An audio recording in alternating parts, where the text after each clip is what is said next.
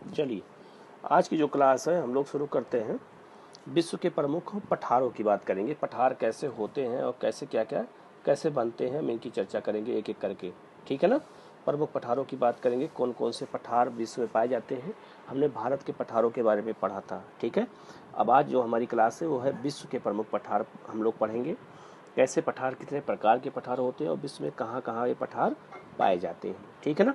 सबके एक करके हम चर्चा करेंगे, तो जिससे आपको, क्योंकि एग्जाम में पठारों के बारे में बहुत पूछा जाता है कि कौन सा पठार कहाँ पे है, कौन सा पठार कैसा है।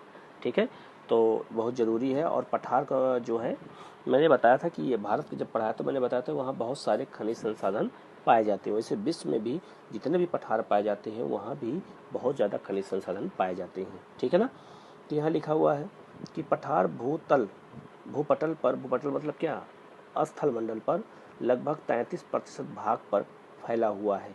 विश्व में लगभग 33% जो लैंड है उसमें जो है आपका ये पठार फैला हुआ है, किंतु इन पर मात्र 9% मानव जनसंख्या निवास करती है। 33% पठार है लेकिन जनसंख्या कितनी है, 9% निवास करती है। क्यों? क्योंकि जनसंख्या यहाँ, क्योंकि ये मानव के रहने के लिए अनुकूल नहीं होता है। ठीक है ना। इसीलिए जो है यहाँ पर जनसंख्या का घनत्व बहुत कम पाया जाता है। ठीक है। सामान्यतः पठार अपने समीपवर्ती धरातल से पर्याप्त ऊंचे और शीर्ष सपाट या मेज के समान होता है। ये धरातल से ऊंचे होते हैं लेकिन इनका शीर्ष जो होता है वो पर्वत की तरह नहीं होता। पर्वत ऐसे होते हैं तो पठार बिल्कुल छत की, जिसे मेज होता है, मेज के आकार के होते हैं। ठीक है। इसके बाद क्या कह रहा है, सबसे अधिक खनिज भंडार पठारों में ही पाए जाते हैं। पठारों सबसे बड़ा महत्व क्या है, इस जितने भी खनिज भंडार हैं सब इसी पठारों में पाए जाते हैं। ये देखो ऐसे ही पठार होते हैं जो, देखो इनका जो शीर्ष है वो सपाट होता है, बिल्कुल मेज के आकार का होता है, जैसे टेबल होता है ना उस तरह होता है, और ऐसे होते हैं। ठीक है ना। तो पठार जो है, पठारों की जो विशेषता है, पठार ऐसे ही दिखते हैं। ठीक है ना। और जब यही ऊंचे हो जाते हैं तो इसी पे जो है बहुत सारे खनिज संसाधन भी पाए जाते हैं। ठीक है ना। तो पठार की विशेषता यही है कि पठार का जो दिखता है वो ऐसे ही दिखते हैं, बड़े ऊंचे ऊंचे पठार होते हैं, ऐसे ही दिखते हैं। तो उनके जो छतें होती हैं क्या होती हैं, सपाट होती हैं बिल्कुल। ठीक है ना। ये बात याद रखना। ठीक है ना। अब हम बात करेंगे कि पठारों के वर्गीकरण या प्रकार कितने हैं, कितने प्रकार के पठार पाए जाते हैं। अब पहले हम इनकी बात करेंगे। ठीक है। अब पठार समझ में आपको लोगों को आ गया होगा कि जो है 9% जनसंख्या यहाँ कम निवास करती है, लेकिन यहाँ पर धरातल का 33% भाग पर पठार पाए जाते हैं। अब आते हैं पठारों का वर्गीकरण की बात कर लेते हैं या प्रकार की बात करें। ठीक है। तो पहला जो पठार का प्रकार है वो है अंतरा पर्वतीय पठार। अंतरा पर्वतीय पठार ये मतलब ये हुआ कि पर्वतों के बीच में अगर कहीं पठार पाया जाता है तो उसे हम लोग क्या शब्द यूज करते हैं बेटा, अंतरा पर्वतीय पठार का नाम देते हैं। ठीक है ना। फिर से बता देता हूँ, कई पर्वत हो और उनमें एक कोई पठार हो तो उसको हम क्या बोल देते हैं, अंतरा पर्वतीय पठार। मतलब पर्वतों के बीच में पठार जब हो तो अंतरा पर्वतीय पठार ही कहा जाता है। ठीक है ना। देखो यहाँ लिखा भी है कि जो है इस तरह के पठार चारों ओर से पर्वतों से घिरे होते हैं। इस तरह के पठार चारों ओर से पर्वतों से घिरे होते हैं, जैसे ये पर्वत, ये पर्वत, ये पर्वत, ये पर्वत, और बीच में देखो ये पठार घिरा हुआ है। तो ऐसे जब पठार पाए जाते हैं तो इसी को बोलते हैं अंतरा पर्वतीय पठार की संज्ञा दी जाती है। ठीक है। ऐसे पठार बहुत सारे वर्ल्ड में पाए जाते हैं। जैसे अभी उदाहरण दे दिया गया है कि कौन कौन से पठार हैं जो अंतरा पर्वतीय पठार के उदाहरण में शामिल हैं। ठीक है ना। तो उसमें अगर हम बात करें कौन कौन से पठार शामिल हैं, तो नंबर 1 है बोलीविया का पठार।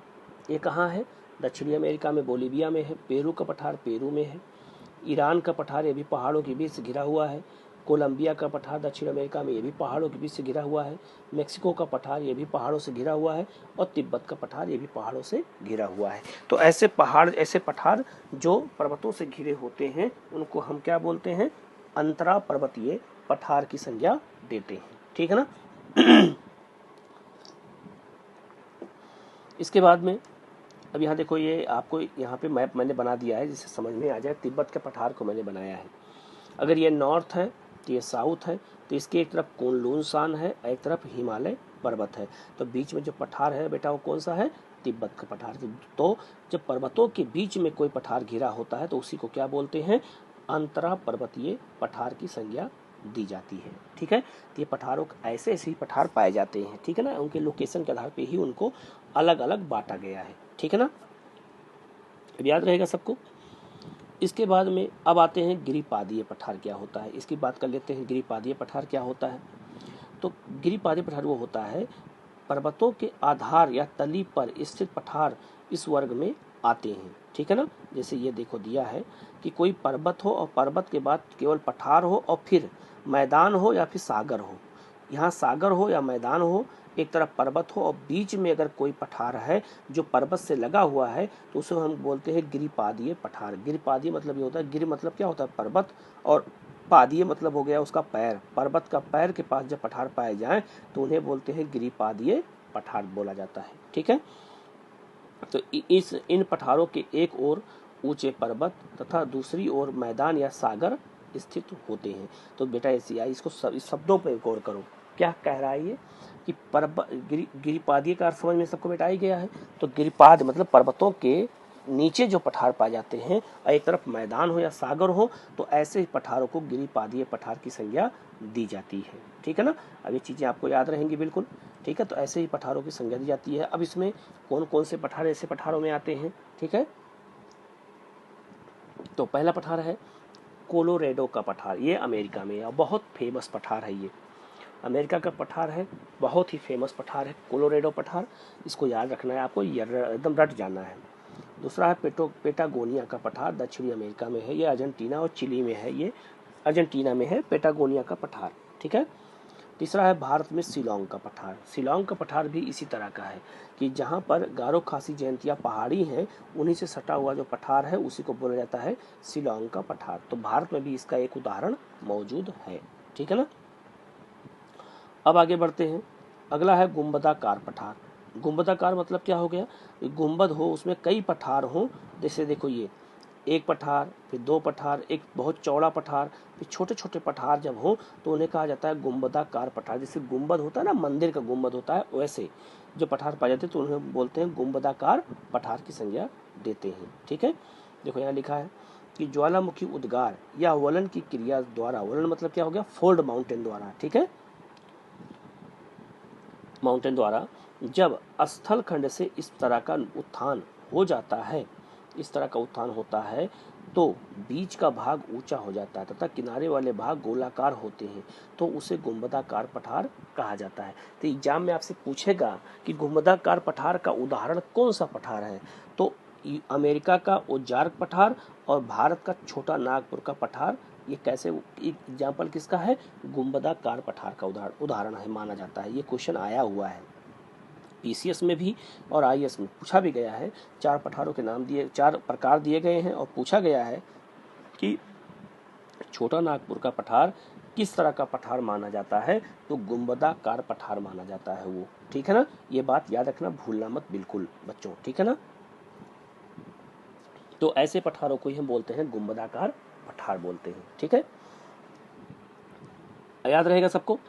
अगला है महाद्वीपीय पठार। जब महाद्वीपों के आंतरिक भाग में पठार पाए जाएं और बहुत विस्तृत भाग में पाए जाएं तो उसे हम क्या बोलते हैं, महाद्वीपीय पठार, और इनको हम सिल्ड भी बोलते हैं। तो यहाँ लिखा हुआ है सिल्ड, उस सिल्ड के नाम से जाने जाते हैं। ठीक है, उनका भी एग्जाम्पल भी मैं आपको देता हूँ। जैसे ऐसे पठारों का निर्माण प्लेटों के टकराने से होता है और ये विस्तृत भाग में फैले होते हैं।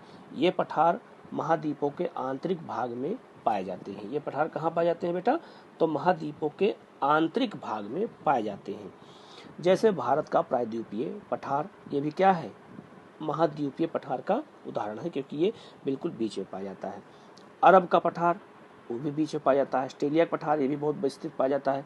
अफ्रीका के पठार, ये सब पठार किसके उदाहरण हैं, तो महाद्वीपीय पठार के उदाहरण जो बहुत महाद्वीपों में बहुत व्यापक पैमाने पर बहुत लंबे पाए जाते हैं। ठीक है ना, आगे क्या कह रहा है कि जो है इन पठारों को सिल्ड भी कहा जाता है। जैसे लॉरेशियन या कनाडियन सिल्ड, कनाडा में जो पठार पाया जाता है उसे कनाडियन सिल्ड के नाम से जाना जाता है। ब्राजील सिल्ड कहते हैं, साइबेरियन सिल्ड कहते हैं। तो ये जो पठार पाए जाते हैं ये बहुत बड़े बड़े पठार हैं, तो इनको हम सिल्ड के नाम से भी संबोधित करते हैं। ये बात आपको याद रखनी है। ठीक है ना, इसके बाद ज्वालामुखी क्रिया से निर्मित पठार, जैसे हमारे यहाँ पठार भी है ज्वालामुखी क्रिया से निर्मित। दक्कन का पठार क्या है? ज्वालामुखी क्रिया से निर्मित है। तो यहाँ देखो, आप लोगों को ज्योग्राफी मैंने ज्वालामुखी के बारे में बताया भी है, तो आपको चीज़ें याद हो गई होंगी। देखो यहाँ लिखा है कि दरारी उद्गार ज्वालामुखी द्वारा लावा पठारों का निर्माण होता है। लावा जब जम जाता है उससे क्या हो जाता है? लावा पठार का निर्माण हो जाता है ज्वालामुखी क्रिया से। लेकिन कैसे होता है? दरारी उद्गार द्वारा। कैसे होता है? दरारी उद्गार द्वारा। भारत में दक्कन पठार, उत्तरी अमेरिका में कोलंबिया का पठार और ब्राजील का पठार इसी तरह का उदाहरण माना जाता है। वो लावा पठार है, वहाँ पे लावा पाया जाता है। देखो ये इस तरह का पठार, देखो ये ऊपर छतनुमा कैसे है, मेजनुमा आकृति है। और देखो ये दो प्लेटें दूर भाग रही हैं बेटा, ध्यान समझो। और मैंने कई बार बताया है, ये नीचे मैग्मेंटल है और देखो मैग्मा ऊपर की, जब दरार दो प्लेटें दूर भागेंगी तो मैग्मा कहाँ जाएगा? ऊपर जाएगा। ऊपर जा करके देखो फैल गया और बिल्कुल गाढ़ा फैल गया, तो उसी को हम क्या बोल देते हैं? लावा पठार। ये लावा पठार का उदाहरण है, ठीक है। दरारी उद्गार जो हो रहा है ज्वालामुखी का, ये वही दिखाया गया है, दरार है और दरार से लावा बाहर आया और लावा पठार का निर्माण कर दिया। तो ऐसे पठारों के उदाहरण कौन कौन से हैं? तो भारत में दक्कन का पठार कैसा पठार है? ज्वालामुखी से निर्मित पठार है, अर्थात लावा से निर्मित पठार है, ठीक है ना। इसके अलावा उत्तरी अमेरिका का कोलंबिया पठार, ये भी लावा से निर्मित है। और ब्राजील का पठार, ये भी लावा से निर्मित है, ठीक है ना। तो इस तरह की ऐसे ही सही पठारों के उदाहरण हमारे विश्व में पाए जाते हैं। तो विश्व में 4-5 प्रकार के पठार पाए जाते हैं बेटा, आपको इनको याद रखना है। बाकी मैं पूरी लिस्ट आपको दे दिया हूँ, अभी नीचे लिस्ट मिल जाएगी। सारे पठार को आप लोग पेज नंबर 124 पे जा करके उसको पूरा पढ़ेंगे एटलस में, ठीक है ना। अब कौन कौन से पठार है फिर से बता देता हूँ। जैसे नंबर 1 अंतरा पर्वतीय पठार है, इसके बाद है आपका गिरिपादीय पठार है, आप दूसरा। नंबर 3 है गुंबदाकार पठार है, और चौथा है महाद्वीपीय पठार, और 5वां है ज्वालामुखी से क्रिया से निर्मित पठार, ठीक है। तो 5 प्रकार के पठार हमारे वर्ल्ड में पाए जाते हैं, इसको हमें याद रखना है, ठीक है ना। इसमें कहीं कोई डाउट नहीं होगा आपको, ठीक है। अब हम आगे बढ़ते हैं। अब देखते हैं विश्व में कौन कौन से पठार पाए जाते हैं, कहाँ पाए जाते हैं, ठीक है। तो यहाँ पूरी लिस्ट दे दी गई है और लगभग जो है यहाँ पर 40 पठारों के नाम दिए गए हैं, ठीक है। तो 40 पठार आपके पास रहेंगे और 40 में से अगर आपको 20-25 पठार भी याद है तो आपका काम बन जाएगा। लेकिन आपको पूरा याद हो जाएगा तो बहुत अच्छा है, ठीक है। तो कौन कौन से पठार हैं? तो देखो यहाँ लिखा है पामीर का पठार या तिब्बत का पठार, ये पूरा चीन में है। इसके बाद में प्रायद्वीपीय पठार भारत में है, छोटा नागपुर का पठार भारत में, मेघालय का पठार भारत में, कोलंबिया का पठार उत्तरी अमेरिका में, ओजार्क पठार उत्तरी अमेरिका में। ये दोनों बहुत इंपॉर्टेंट है, इनको दोनों को बेटा आपको याद रखना है। ईरान का पठार ईरान में है, अनातोनिया पठार तुर्की में, ये बहुत इंपॉर्टेंट पठार है, ये आपको याद रखना है, ठीक है। इसके अलावा सान का पठार ये म्यांमार बर्मा में है और चाइना में भी है। ये कहाँ पे है? म्यांमार में है, ठीक है। ये क्वेश्चन पूछा गया, चाइना में नहीं है, यह म्यांमार में है और यह क्वेश्चन कई बार आपसे पूछा भी गया है, ठीक है ना। तो ये बात आपको याद रखनी है कि ये म्यांमार पठार कहाँ पे है, तो ये आपका ये म्यांमार में है सान का पठार, ये बात याद रखना। इसके अलावा मध्य साइबेरियाई पठार रूस में है, लीबियाई पठार लीबिया मिस्र में है, मंगोलियाई पठार मंगोलिया चीन में है, अबिसीनिया का पठार इथोपिया में है। ये बहुत इंपॉर्टेंट पठार है, इसको आपको याद रखना जरूरी है। अबिसीनियाई पठार इथोपिया अफ्रीका में ये पड़ता है, ठीक है ना। इसके अलावा कोलोराडो का पठार ये संयुक्त राज्य अमेरिका में है, ये भी बहुत इंपॉर्टेंट पठार है। तो अमेरिका में 3-4 पठार हैं, बहुत ज़्यादा इंपॉर्टेंट है, उनको आपको याद रखना पड़ेगा और अब यहाँ से क्वेश्चन बहुत ज़्यादा आते हैं, ठीक है। इसके अलावा पीटमांड पठार ये भी संयुक्त राज्य अमेरिका में है। पेटागोनिया का पठार ये अर्जेंटीना में है आपका, ये भी मैंने अभी बताया था आपको। ब्राज़ील का पठार ब्राज़ील में है, अभी बताया था। गुयाना पठार बेंगुला और युआनस सूरीनाम फ्रेंच गुयाना ये पड़ता है वहाँ पे, ठीक है ना, दक्षिण अमेरिका में वेनेजुएला में। और इसी पठार में बहुत ज़्यादा पाया जाता है क्या? पेट्रोलियम। वेनेजुएला वाले पठार में पेट्रोलियम पाया जाता है। इसके अलावा मांटो ग्रासो पठार ब्राज़ील में है, बोलीविया का पठार बोलीविया में है, पोतावर पठार पाकिस्तान में है, ये बात याद रखना, ये भी बहुत क्वेश्चन आया हुआ है, ठीक है। कोरात पठार थाईलैंड में है और मेसेटा पठार आइबेरियन प्रायद्वीप स्पेन में है, ये बहुत पूछा जाता है आपसे। इसके अलावा सियाज पास पठार दक्षिण मैक्सिको में है, बहुत इंपॉर्टेंट नहीं है वैसे। अलास्का पठार अमेरिका में है, बहुत इंपॉर्टेंट है। ग्रेट बेसिन पठार ये भी संयुक्त राज्य अमेरिका में पड़ता है, ये भी बहुत इंपॉर्टेंट पठारों में से माना जाता है, ठीक है। इसके अलावा जाडो पठार पूर्वी नाइजीरिया में है, अभी 2016-6 में इसे विश्व विरासत स्थल घोषित किया गया था। ठीक है, यहाँ पे बहुत ज़्यादा क्या कहते हैं सभ्यताएं थी, इसीलिए। अंटार्कटिका का पठार विश्व का दूसरा सबसे बड़ा पठार माना जाता है। एशिया माइनर तुर्की में है। ठीक है, और विश्व का सबसे बड़ा पठार कौन सा है, तो ये आपका कौन सा है, अरब प्रायद्वीप का जो पठार है वो पड़ता है। ठीक है ना। इसके अलावा लाउरेशियाई पठार कनाडा में है। बोरबोरगा पठार ब्राज़ील में है। टकला मकान पठार रूस चाइना में है, ये बहुत इंपॉर्टेंट पठार है। ठीक है, दक्कन पठार भारत में है। ठीक है, आहागार पठार जो है अल्जीरिया में है। ठीक है, किम्बरले पठार ऑस्ट्रेलिया में है। तासीली पठार कहाँ पे है, अल्जीरिया में है। उंगाली पठार सेंट्रल अफ्रीका में है। बाई का पठार अंगोला में है। अदावामा का पठार नाइजीरिया में, और लोयस का पठार चीन में है। ठीक है, तो 40 पठारों का मैंने एक साथ आपको लिस्ट दे दी है, जिससे आप चीज़ें आपको याद रहें। ठीक है, आपको पेज नंबर 124 पे जाना है, और वहाँ आपको सारे पठारों का आपको एड्रेस में वहाँ आप ये सब देख सकते हैं। ठीक है, तो पठार जितने विश्व में मैंने आपको बता दिया है, आपको सब याद रखना है पठारों को, कौन पठार कहाँ पाए जाते हैं। ठीक है ना। इसके बाद हम लोग जो अगला इसी का टॉपिक है, ये आपको पठार समझ में बेटा सबको आ ही गया होगा कि पठार कितने प्रकार के होते हैं और कैसे हमें इनको याद रखना है। ठीक है, तो सबको आप एक दिन में देखो बेटा याद नहीं होगा। ठीक है, जब इसको हम बार बार पढ़ते जाएंगे, पढ़ते जाएंगे, 5-5 पठार को अगर हम एक दिन में 5-5 पठार को याद करते चले जाएं, तो हमें जल्दी जल्दी सब क्या हो जाएगा, याद होता चला जाएगा। ठीक है ना, ये बात याद रखना। ठीक है ना। इसके बाद हम लोग जो है क्या कहते हैं, आगे का जो है वो घास का मैदान है। घास के मैदान के बारे में हम लोग पढ़ेंगे। ठीक है ना। इसके बाद जो घास का मैदान है वो कौन कौन से घास के मैदान है उसके बारे में हम लोग बात करेंगे। ठीक है ना।